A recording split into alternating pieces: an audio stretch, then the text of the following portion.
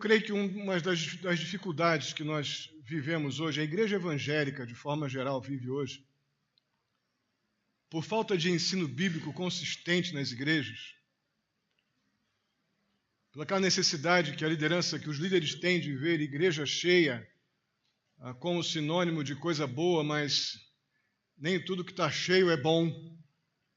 Eu não vou nem entrar no mérito de coisas que podem aparentemente estar cheias, lotadas ou com aparência de bom, mas que de bom não tem nada. É um enchimento artificial, circunstancial. E como que isso acontece? Pegando a palavra, as Escrituras, e tentando fazer com que as Escrituras digam coisas que Deus nunca teve intenção de dizer.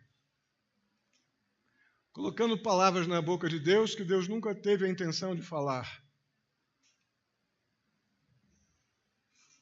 Tentando usar aquele direcionamento que Deus deu para se apresentar como muitos anunciam, dizem, não é? Fazendo propaganda de seus contextos. Que nós pregamos a palavra de Deus, nós falamos de Deus, nós isso, nós aquilo e tal. Mas Deus sendo um personagem distante da história ou daquela história, porque pegam o que convém dos textos bíblicos e usam de acordo com as suas conveniências, e que no final trazem algum tipo de resultado, mas de forma alguma o resultado que Deus decidiu ou se propôs a nos dar quando nos entregou a sua palavra, para que nós a obedecêssemos não com os nossos interesses e conveniências, mas obedecêssemos conforme Ele nos ensina e nos capacita mediante o seu poder, o seu Espírito que habita na vida daqueles que nele creem. E eu resolvi ilustrar isso e trouxe duas ferramentas minhas. Eu trouxe a minha serra mármore e a minha serra circular. Eu ia fazer uns testes aqui. Mas a minha intenção é ilustrar o que eu acabei de dizer e o que o capítulo 10 vai nos mostrar. É porque essas máquinas, elas cortam. Só que essa foi feita para cortar mármore. E essa foi feita para cortar madeira. Por isso, então, essa aqui se chama serra mármore e essa aqui se chama serra circular própria para cortar madeira. Mas como eu, e creio que alguns daqueles que gostam de fazer suas coisas em casa, nós já tentamos fazer esta máquina aqui fazer aquilo que ela não se propôs a fazer. Já jogamos aqui um disquinho de madeira, já ou não, Paulão? Vende lá na loja, Paulão? Olha lá, tá vendo? A botar um disquinho de madeira aqui para cortar madeira. E corta. Queima madeira, dá uns trancos na mão, dá uns coições assim, né? Já tentou, irmã, também? Não? Está apontando para você aí? O figura aí atrás? E dá uns trancos, né? E machuca até se bobear. Por quê? Porque essa máquina aqui, ela tem mais que o dobro, ou no mínimo o dobro das rotações que essa aqui tem. O disco dessa máquina aqui foi feito para cortar pedra. Quando a gente põe um disquinho dentado aqui, tipo serrote, tipo esse da serra circular, tipo esse aqui com dente que é para cortar madeira, ele vai cortar madeira. A questão é que tanta coisa pode acontecer, porque essa máquina tem 11.000 rotações. E essa minha aqui tem 5.700. Então vamos dizer aí que tem a metade da rotação. Essa aqui gira um pouco mais lento. O disco dela é próprio para essa rotação. O disco dessa aqui é próprio para uma alta rotação, 11.000 rotações, e essa aqui corta como uma faca. E essa aqui corta por atrito. Essa aqui não tem dente de propósito, porque a rotação é para cortar pedra. Então essa alta rotação com o tipo de fio que ela tem aqui, os diamantes, é pelo atrito, para cortar a pedra, cortar o piso e assim vai. Essa aqui, com a sua rotação menor, obviamente, ela tem o propósito de cortar madeira, porque ela vai cortar como uma faca, com os dentes que a serra tem, alguns dentes de vidia, vão fazer aquele corte certinho na madeira. Se eu uso uma serra de madeira nessa máquina, no estudo de rotação, que ela não tem a resistência para rodar a 11.000 rotações, o que pode acontecer? Eu vou cortar a madeira, vou queimar, vai fazer um monte de dente, mas vou cortar. Mas ela pode quebrar um dente e voar no seu olho, voar no seu peito, no seu coração, até porque essa tem uma proteção, que não é tanta coisa, mas ela protege. De alguma situação começa a acontecer com o disco. Essa aqui não. Ela não foi feita para isso. Ela foi feita para cortar pedra. E ela tem, esses discos aqui, tem uma resistência para rodar a 11.000 rotações. Se eu ponho qualquer outro disco que não tem essa resistência, eu corto a madeira, mas corro todo tipo de riscos. Essa ferramenta não foi feita para cortar madeira. Essa foi feita para cortar madeira. Por mais que essa aqui resolva, me tire do problema, eu posso arrumar um grande problema usando essa máquina. Não usando dentro do propósito para o qual ela foi criada. Quando eu deveria estar usando esta aqui para fazer o corte de madeira que precisa ser feito. Eu ia até ligar, mas não vou ligar não. Por que eu gastei esse tempo para falarmos sobre isso?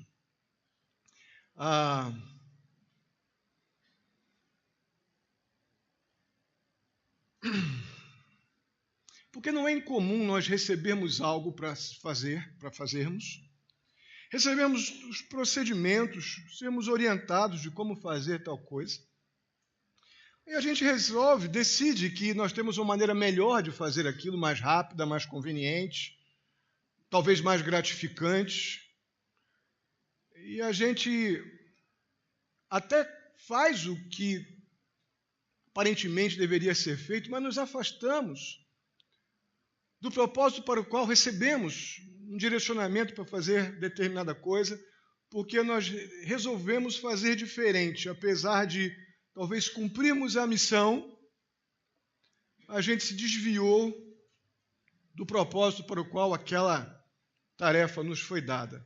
Meus irmãos, é exatamente isso que aconteceu com muitos judeus do primeiro século, com muitos judeus dos dias do apóstolo Paulo ali da igreja em Roma.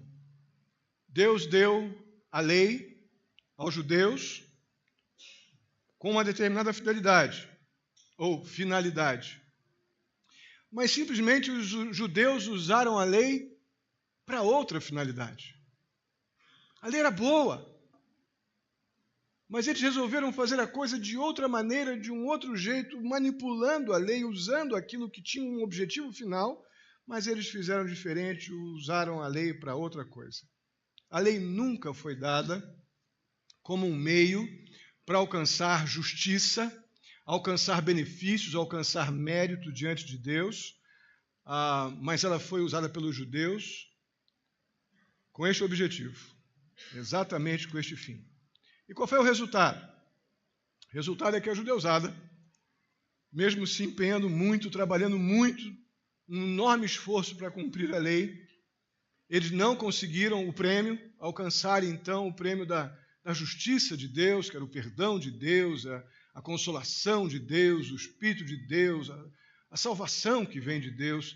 Eles não conseguiram, continuavam tentando, se esforçando e nunca sentiam-se confortados, consolados, salvos, perdoados.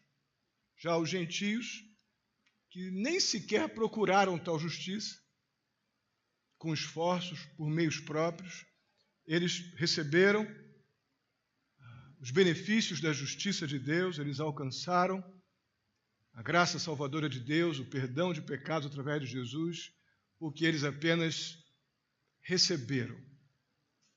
Estiveram ali, tiveram uma postura completamente grata, recebedora, dependente dos cuidados de Deus para com eles através de Jesus. Foi isso que vimos no capítulo 9. Como é que as coisas poderiam ter dado tão errado para Israel? Tentaram tanto, conheciam tanto, Como que as coisas poderiam ter dado tão errado? É exatamente o que vamos ver no capítulo 10 de Romanos. Vamos fazer essa leitura. Eu vou ler aqui o primeiro verso. Vamos ler todo o capítulo agora, depois vamos lidar com o texto por blocos.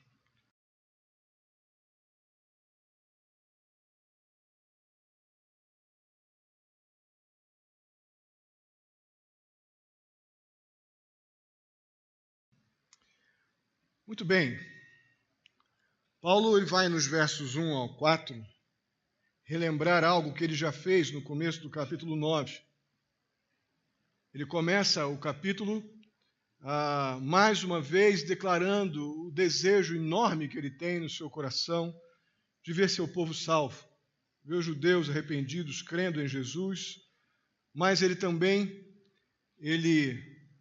reafirma a sua convicção do fracasso do povo em obter a salvação pela fé. Eles continuavam insistindo de que as suas práticas, sua herança, sua nacionalidade, descendência, tudo isso é que daria a eles privilégios, então, diante de Deus. E isso Paulo tem uma profunda tristeza, essas coisas apenas revelavam o fracasso daquele povo receber pela graça o amor e o perdão de Deus através de Jesus Cristo. O problema do povo de Israel, meus irmãos, não estava em falta de entusiasmo.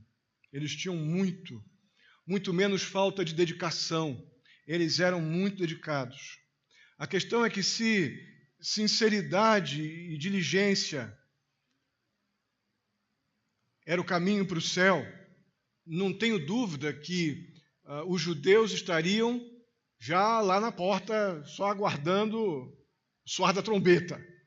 Porque o povo diligente, o povo insistente, o povo esforçado, se fosse isso realmente que garantisse privilégios espirituais, essa turma aqui estava todo já em primeiro lugar no que diz respeito aos benefícios, aos privilégios espirituais. A questão é que sabemos que no esforço da justiça própria, eu fiz, eu sou, essas coisas que os judeus teimosamente se recusavam a abandonar, eles estavam incapazes de se submeter a Deus, à justiça de Deus que foi revelada através da obra de Cristo na cruz. Então é isso que Paulo lamenta nos versos 1 a 4 e dos versos 5 a 13.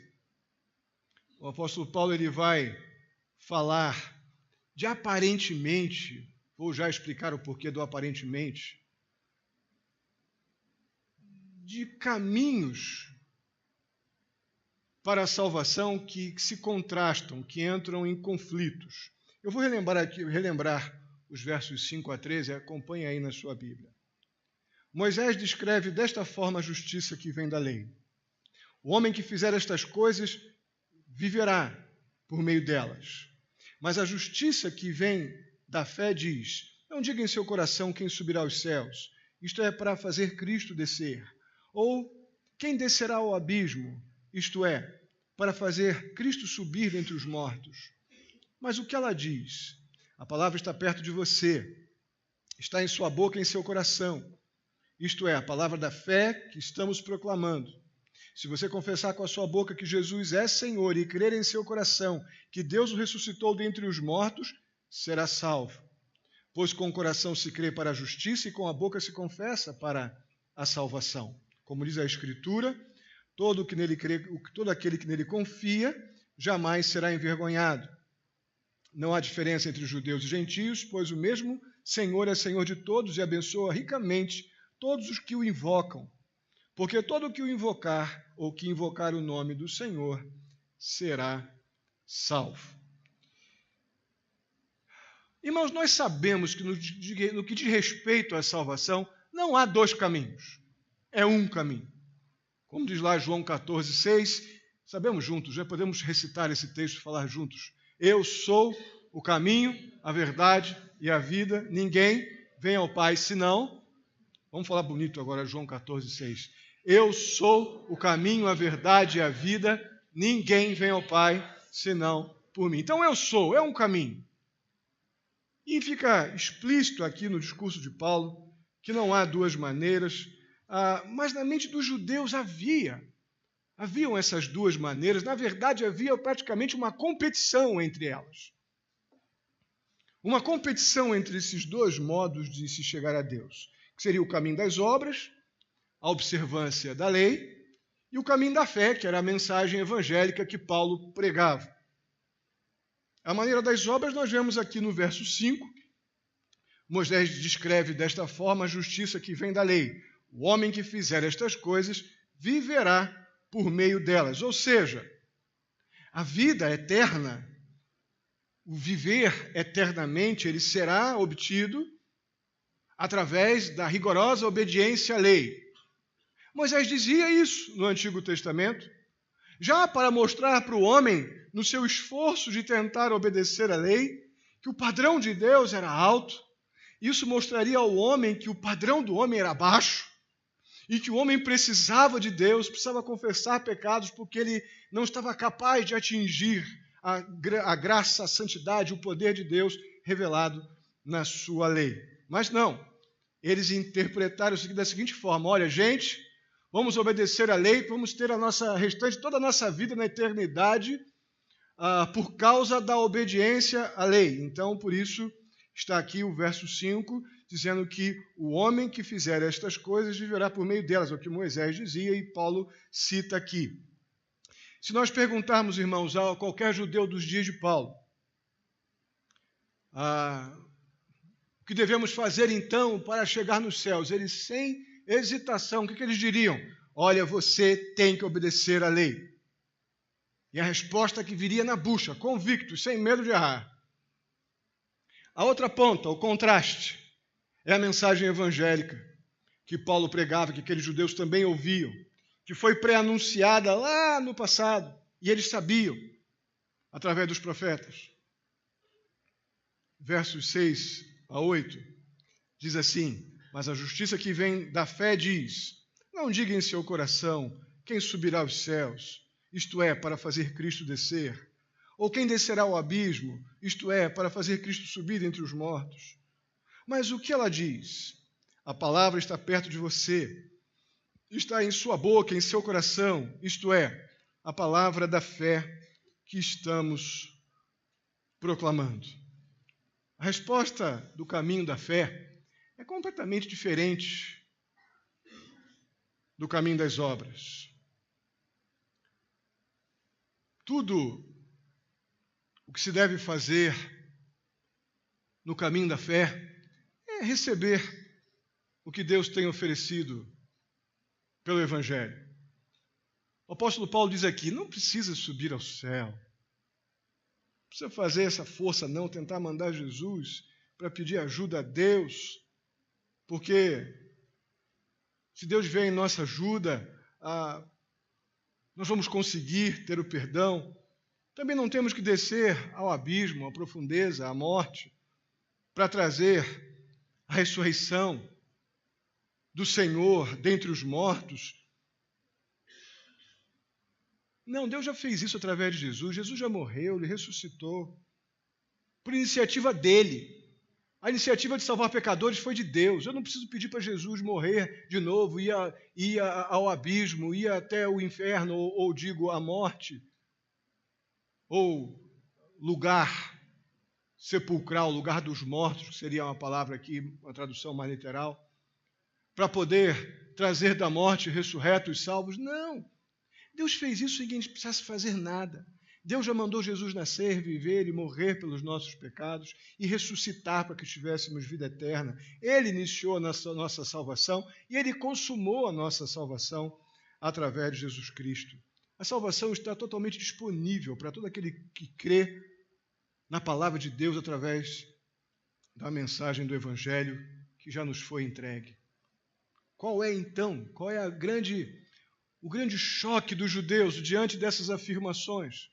A resposta do apóstolo Paulo, aquele interesse enorme daquelas pessoas fazerem a serra mármore e cortar como a maquita, ou a serra circular. Tentar fazer um jeitinho na palavra de Deus para que ela atenda aquilo que lhes convém. tentar fazer uma manobra religiosa para não ceder o coração à suficiência das Escrituras ou ao amor de Deus através de Jesus. Qual é a mensagem do Evangelho, então, suficiente, disponível para todas as pessoas em todos os tempos? Está no verso 9. Vamos ler juntos? Se você confessar com a sua boca que Jesus é Senhor e crer em seu coração que Deus o ressuscitou dentre os mortos, será salvo. Irmãos, aqui nós aprendemos verdades suficientes no que diz respeito ao Evangelho, no que diz respeito à nossa salvação. A primeira delas é que a pessoa é salva quando crê no Senhor Jesus Cristo. O texto nos diz que a pessoa deve crer que Jesus é Senhor. E um pouco mais adiante ela diz que devemos crer que Deus ressuscitou o Senhor Jesus dentre os mortos. Irmãos, crer na autoridade, no senhorio de Jesus Cristo, implicava ou implica até agora no fato de que Jesus é tudo aquilo que ele afirma ser. Isso para os judeus era um problema, porque eles não criam naquele Jesus que entrou no burrico como o Messias prometido do Antigo Testamento. Como já falamos em outras ocasiões, eles esperavam um comandante, um general de guerra, numa biga poderosa, com lanças, um enorme de um cavalo, ou vários cavalos, e ele entrando como comandante de tropas em Roma, destruindo todo o Império Romano. Aí chega Jesus de burrico. Aí a turma ficou desanimada, né? Não é esse aí, não pode ser. Tem que ser um conquistador, não um humilde que não pode fazer nada nem por ele mesmo. Pois é, mas é exatamente isso que significa se você confessar com a sua boca Jesus como Senhor, como a provisão de Deus pelo pecado do homem. É isso que os judeus lutavam em seus corações, mas não alcançavam o presente da justiça de Deus porque queriam a salvação do jeito deles. Queriam as bênçãos espirituais, mas queriam do jeito deles. Não como Deus havia dito no Evangelho. Esse Jesus que a Bíblia apresenta, que se afirmava sobre ele mesmo ser o Messias, o soberano, Deus infinito, Deus poderoso, o Deus onipotente de Israel. Isso que implicava em reconhecer Jesus como Senhor. Mas também era necessário reconhecer que Deus o ressuscitou dentre os mortos. Irmãos, aqui o apóstolo Paulo lembra aos judeus e a nós que não só somos lembrados não só da morte sacrificial de Jesus, mas também da morte substitutiva. Não adiantava eu ou você irmos para a cruz, porque não íamos resolver o nosso problema de pecado. Não adiantava o nosso sacrifício. O único sacrifício que adiantou foi o de Deus, entregando o seu Filho para morrer pelo nosso pecado. Nada resolveria o meu problema de pecado. Nada resolveria, as obras não resolveriam o problema dos judeus de pecado. Mas Deus resolveu o problema da humanidade, que estava morta em pecados e delitos, mandando Jesus morrer na cruz pelos seus pecados, ressuscitando. Aquela morte substitutiva pelos pecadores era o que eles precisavam crer, como também na ressurreição de Jesus Cristo entre os mortos. Então, o que faltava para muitos judeus é o que falta para muitos de nós ainda, hoje. Nós devemos crer que Deus ressuscitou Cristo Jesus dentre os mortos. E precisamos confessar isso. Confessar com a nossa boca, uma convicção da nossa mente, do nosso coração, de que Deus fez isso em favor de pecadores incapazes de prover perdão de pecados e vida eterna para si. Há necessidade deste momento na nossa vida para podermos ir de encontro aos propósitos do Evangelho. Mas é importante deixar claro que isso não é condição, isso não é obra que temos que fazer para a salvação, mas são componentes da salvação, fazem parte da salvação. Essa ênfase do crer e confiar, ela está diretamente ligada com o verso 8. com a segunda parte, ou seja, a que diz, a palavra, na verdade é o verso 8 diz, mas o que ela diz? A palavra está perto de você, está em sua boca e em seu coração, isto é, a palavra da fé que estamos proclamando. A palavra da fé que está perto do nosso coração e da nossa boca é essa que nos liga à ideia do crer e confiar. Com o nosso coração, com a nossa vontade, com nossas convicções, intelecto, consciência. Nós cremos. E com a nossa boca nós confessamos o que internamente já foi consumado por Deus mediante obra do seu Espírito, nos convencendo do seu pecado e nos trazendo o convencimento também intelectual de que Deus mandou sim Jesus morrer na cruz pelos nossos pecados e professamos isso com a nossa boca como esse resultado da obra de Deus em favor de pecadores que não têm como resolver o seu problema de pecado, mas creem e confessam o que Deus fez por eles através de Jesus Cristo. Então, como diz o verso 10, com o nosso coração cremos e com a nossa boca confessamos. Então, não estamos lidando com nenhum tipo de condição para a salvação, mas nós estamos lidando sim com duas dimensões, com duas realidades, com dois momentos que envolvem a salvação. Ou seja, são duas dimensões da mesma verdade, crer e confiar. Isso no discurso de Paulo, que estamos tratando aqui no capítulo 10, deste momento onde Paulo apresenta o que seria o que é a solução para aquela rendição de um povo obstinado e desobediente como os judeus, e a condição para mim e você hoje podermos receber o amor e o perdão de Deus através de Jesus. E Paulo continua a sua exposição nos versos 11 e 13, onde ele fala do aspecto universal da salvação. Irmãos, a coisa é tão séria nesse momento. Eu vou relembrar os versos. A gente vai já ler aqui no slide, eu não vou reler aqui agora não, vamos ler daqui a pouco no slide. Irmãos, a coisa é tão delicada em relação ao coração resistente dos judeus. Eles não podiam conjecturar a ideia de uma salvação tão abrangente, um amor tão abrangente. Ou o amor era por eles ou não era. Ou Deus amava os judeus ou não amaria ninguém. Isso era tão sério na cabeça deles, que eles realmente criam que, mesmo sendo a salvação para eles, no caso deles, o resultado da prática da lei, somente eles seriam salvos, mais ninguém. Tem uns grupinhos aí por aí que gostam de pensar assim também, né? Não vou nem mencionar nomes para evitar. Mas tem alguns aí que se identificam como evangélicos, mas não são. Que gostam de dizer que a salvação está apenas nos seus títulos, nomes e paredes. Não são nada melhores do que esses judeus, que achavam que por obras poderiam ter algum tipo de mérito ou privilégios. E aqui no capítulo 10, o apóstolo Paulo está quebrando toda essa resistência com argumentos absolutos. Olha, a salvação é para todos, a salvação é universal.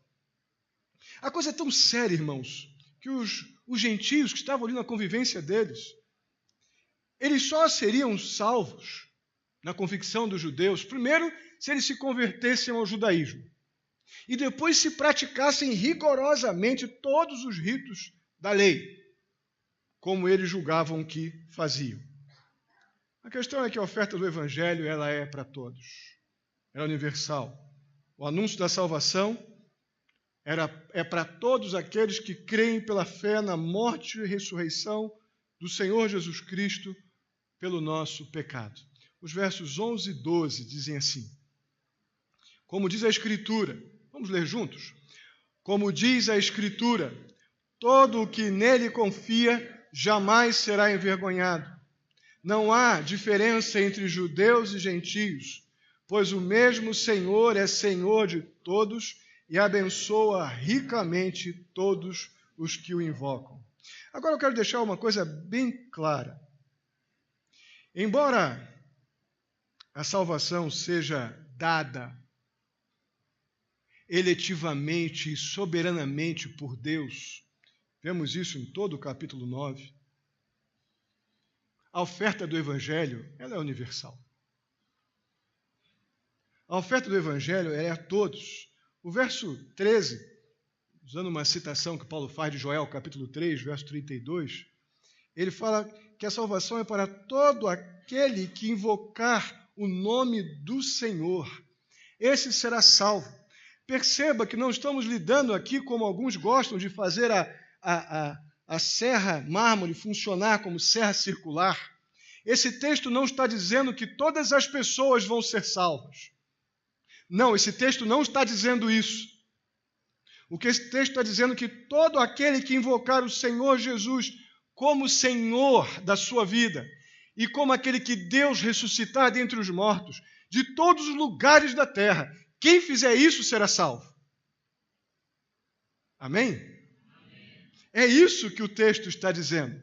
Não está dizendo aqui que todos serão salvos, mas todo aquele que confessar Jesus como Senhor e crer em seu coração que Deus o ressuscitou dentre os mortos. Isso nos leva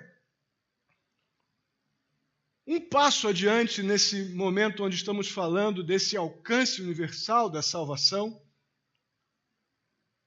que é a total abrangência do Evangelho. Como o Evangelho é abrangente, como ele vai longe.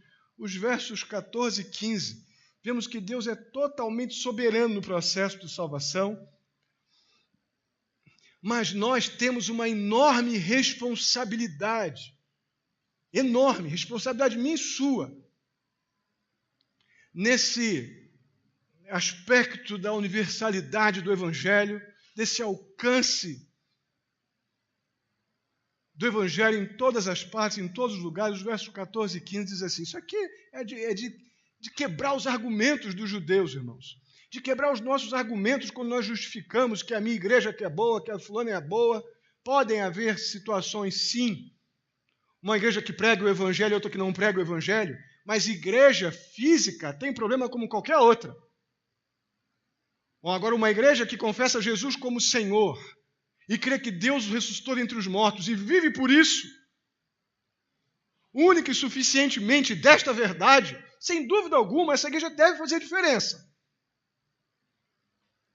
Mas não pessoas, pecadores, que fazem diferença, mas a mensagem que faz diferença. Pecadores são pecadores aqui, pecadores acolá, pecadores aqui na igreja de lá, na igreja daqui. Tanto, tem pecador em todo lugar, para todos os gostos. Mas, sem dúvida alguma, a mensagem, esta faz a diferença. É este Evangelho, a universalidade deste Evangelho que é a nossa responsabilidade. Versos 14 e 15 dizem assim, como, pois, invocarão aquele em quem não creem? E como crerão naquele que não ouviram falar? E como ouvirão se não houver quem pregue? E como pregarão se não forem enviados? Como está escrito, como são belos os pés dos que anunciam as boas novas. Irmãos, nós vemos aqui nesse verso tanto a beleza quanto o dever de anunciar o Evangelho que nos foi conferida como uma responsabilidade por Deus. As pessoas elas não podem crer no que não ouviram, nem muito menos ouvir sem que alguém pregue. Eu tenho dito isso, vou repetir. Falei no Instituto Bíblico, quinta-feira, estamos falando sobre a doutrina do Espírito Santo, e agora na classe de doutrina, falando sobre a doutrina da salvação. Eu usei a mesma situação que é trágica. É trágica. Quantos de nós julgamos que evangelizar é convidar a pessoa para vir à nossa igreja? Não precisa nem levantar a mão. Evangelizei alguém hoje. É mesmo? Eu convidei para ir na igreja. Qual a parte salvadora dessa mensagem? Vai na minha igreja. Qual a parte que salva? Qual a parte que liberta disso? João capítulo 14, 15, vão ter vários momentos ali onde João, ou o Senhor Jesus, diz que Ele nos deixará o seu Espírito, porque nós tenhamos capacidade, poder para testemunhar dEle. Testemunhar dEle é bem mais do que convidar para ir na sua igreja. Testemunhar dEle é falar, olha, Jesus nasceu, viveu, morreu e ressuscitou por pecadores como eu e você.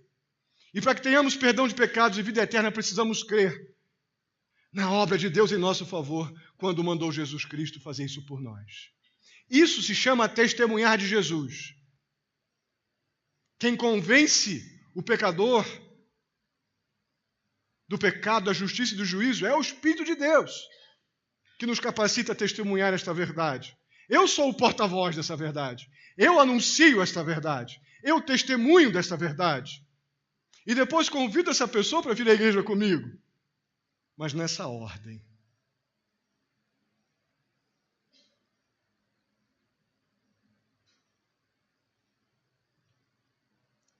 Que nós precisamos definitivamente nos convencer é que a responsabilidade de pregar o Evangelho não é só do pastor.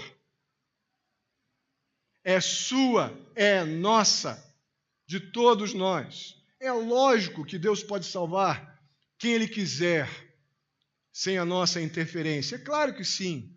Mas essa capacidade é de Deus e não nossa. A nossa é abrir a boca e testemunhar e com a nossa vida viver aquilo que dizemos que cremos. Essa é a nossa parte. Deus salvar soberanamente quem Ele quer, isso é com Deus. O meu papel é fazer a minha parte, dignamente. Irmãos, de acordo com esses versículos, nós somos ferramentas que Deus usa para a salvação de pessoas. Você tem que avaliar rapidamente aí agora no seu coração se você se sente uma ferramenta. Porque qualquer outra coisa, sem ser um meio pelo qual Deus vai levar a mensagem do Evangelho aos outros, você pode ser um vaso de planta, você pode ser uma orquídea, uma florzinha de Jesus, você pode ser o que você quiser.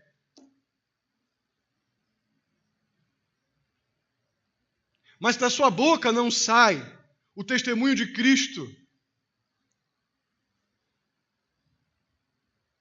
Não estamos sendo ferramentas, não.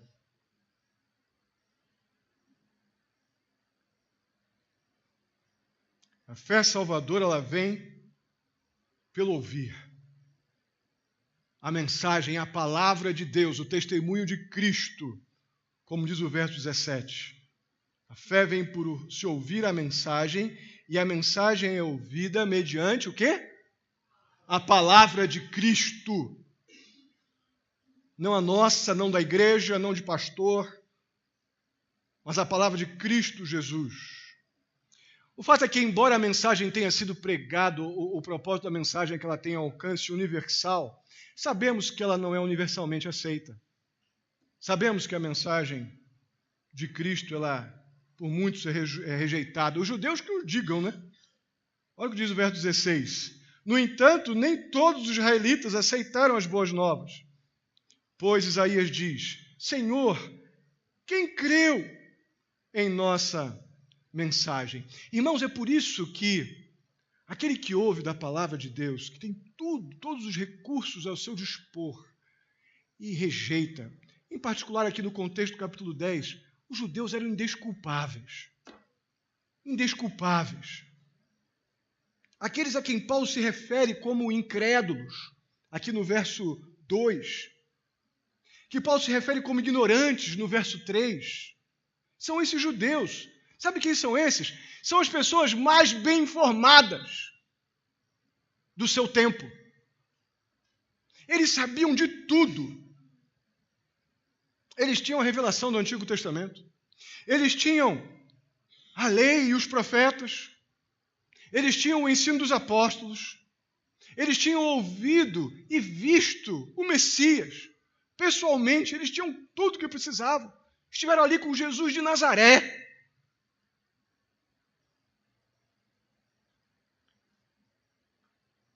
Irmãos, aqueles que se recusam ou se recusaram, judeus lá dos dias de Paulo, e nós, que talvez ainda estejamos resistentes em nossos corações, colocando motivos para não nos rendermos definitivamente à mensagem da cruz, de forma alguma o problema é desinformação.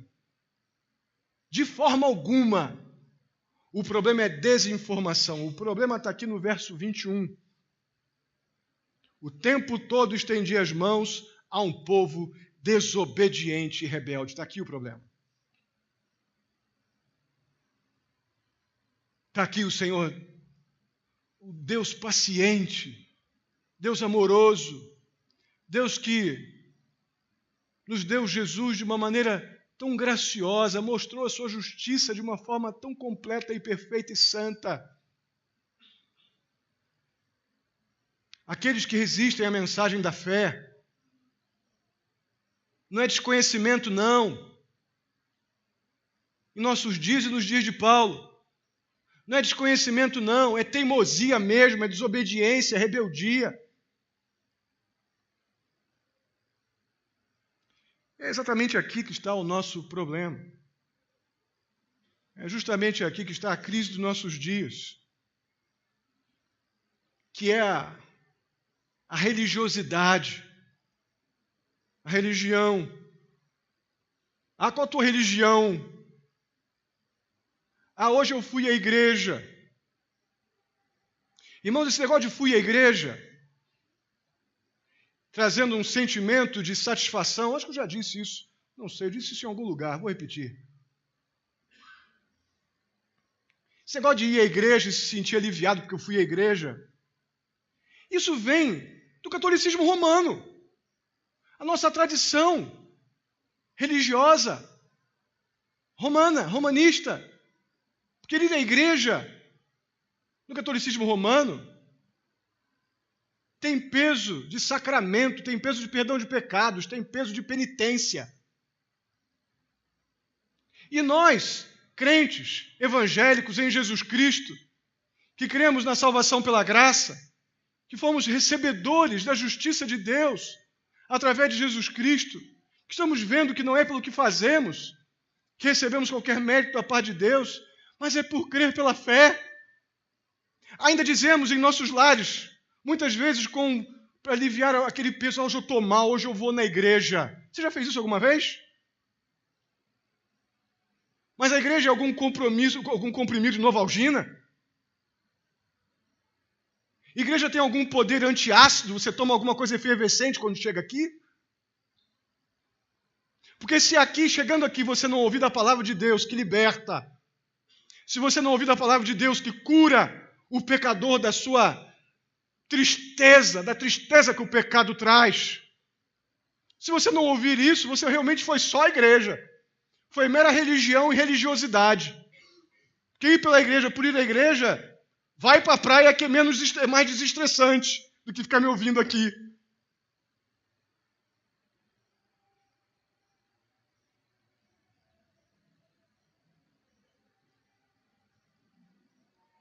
Muitas pessoas honestamente dizem isso. Muito honestamente. Crentes e não crentes. Religiosos. Praticando meramente a religião.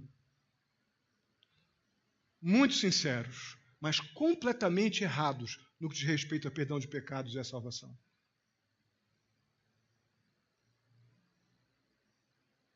Irmão, se zelo religioso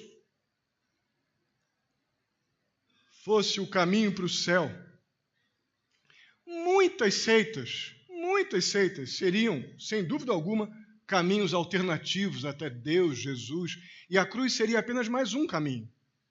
Porque tem gente aí muito zelosa, o pessoal que faz coisas, andam pela estrada, vão lá para Aparecida andando 2, 3 dias, outros sobem, descem montanha aí e fazem todo tipo de práticas e penitências e coisas assim impressionantes. Se zelo religioso realmente fosse o caminho, Jesus certamente seria apenas uma alternativa a mais. A questão é que zelo sem entendimento, como diz a versão Almeida Corrigida e Fiel, zelo sem entendimento bíblico é mero suicídio espiritual. É uma religiosidade inútil que não nos leva para lugar nenhum. Não tem poder para perdoar pecados e dar vida eterna. Porque isso vem apenas através do crer e confiar. Crer em Jesus como Senhor. Que Deus o ressuscitou dentre os mortos e confiar plenamente, confessando com a nossa boca essa verdade, testemunhando esta verdade onde estivermos, para que a mensagem libertadora do Evangelho alcance mais pessoas, como é o propósito para o qual Deus mandou Jesus morrer na cruz pelos nossos pecados. Irmãos, Cristo Jesus é o único caminho. Cristo Jesus é o presente de Deus para o pecador arrependido. Não use definitivamente uma serra mármore para cortar madeira. Ela não foi feita para isso. Não use a mensagem do Evangelho ou a igreja para tentar trazer algum tipo de coisa para você que ela não se propõe a fazer. A mensagem do Evangelho ela tem o objetivo de nos libertar da escravidão do pecado, dar perdão de pecados para o arrependido e segurança da vida eterna, não para trazer um alíviozinho psicológico. Vir à igreja não tem nenhum propósito, nenhum objetivo. A igreja fisicamente não tem nenhum poder curativo ou salvífico. Não use a igreja como um meio de você tentar tapear você mesmo espiritualmente. Mas venha para cá para juntos adorarmos a Deus como aquele que mandou Jesus morrer na cruz pelos nossos pecados. Venha para cá por isso. Venha para cá para nós podermos juntos adorar o nosso Salvador e sairmos daqui cheios de alegria e poder que vem de Deus para testemunharmos das belezas do Evangelho a tantas pessoas que ainda estão perdidas. Não use as verdades que você tem ouvido e você tem aprendido para fingir uma vida cristã sem Cristo. Não faça isso. Não vale a pena. Esse fingimento é suicídio religioso.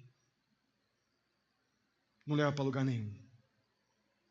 Eu creio que a proposta do capítulo 10, o apóstolo Paulo, eu creio que ele termina o capítulo 10 lembrando do seu desejo de ver os judeus salvos, dizendo: arrependam-se, arrependam-se, aproximem-se de Jesus Cristo, a provisão de Deus para o pecador arrependido, unicamente pela fé. Eu creio que essa é a mensagem que o apóstolo Paulo deixa para os judeus, essa é a mensagem que Deus deixa para cada um de nós neste momento. Amém? Vamos ficar de pé e vamos orar.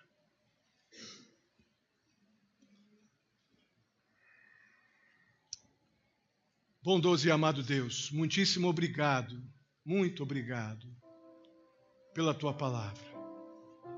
Muito obrigado, ó Deus, porque o Senhor não nos deixa enganados. O Senhor não nos deixa sem direção. O Senhor não somente é o caminho, como o Senhor também nos ensina a caminhar na Tua direção pela Tua palavra. Ó Deus, como Tu és bom, como Tu és maravilhoso. Obrigado, ó Pai, e eu peço a Ti em nome de Jesus, que se há alguém aqui, ó Deus, nesta noite, que veio apenas à igreja, ó Pai, que sai daqui convencido de que, na verdade, mesmo que ela não soubesse, ela veio aqui por causa de Jesus. O Senhor nos trouxe aqui para que nós pudéssemos ouvir verdades que nos libertam, verdades que nos aproximam do Senhor através da convicção do pecado e do arrependimento, nos levando a uma rendição diante de Ti. Se há alguém aqui que não fez isso ainda, que ainda não se rendeu, que achava que bastava vir à igreja, já estava tudo resolvido, bastava saber alguns versículos de cor e estava tudo resolvido. Ó Pai querido, em nome de Jesus, que haja arrependimento, que haja rendição, que haja um encontro com o Senhor, ó Pai, unicamente pela fé, crendo, ó Pai, na obra que o Senhor Deus fez por nós pecadores, entregando Jesus por nós que não podíamos fazer nada pelo nosso pecado. O Senhor fez tudo na cruz através de Jesus. Aceita a confissão de pecados se alguém aqui fazendo isso neste momento. Que saímos daqui renovados para uma vida, ó Deus, de testemunho, uma vida comprometida com anunciar com a nossa vida e com a nossa boca Cristo Jesus, o nosso Salvador. Ó Pai querido, muito, muito obrigado pela nossa escola dominical, por este culto que prestamos ao Senhor. Leva-nos em paz para os nossos lares, ó Deus. Dá-nos uma semana guardada, guiada, dirigida em tudo pelo Senhor, ó Pai. Assim eu te peço e agradeço no nome de Jesus. Que a graça do nosso Senhor e Salvador Jesus Cristo, o amor de Deus, nosso amado Pai, a comunhão e a consolação do Espírito Santo esteja sobre a vida de cada um de vós, queridos irmãos, hoje e até a vida do nosso Senhor Jesus Cristo. Amém e amém. Que Deus abençoe.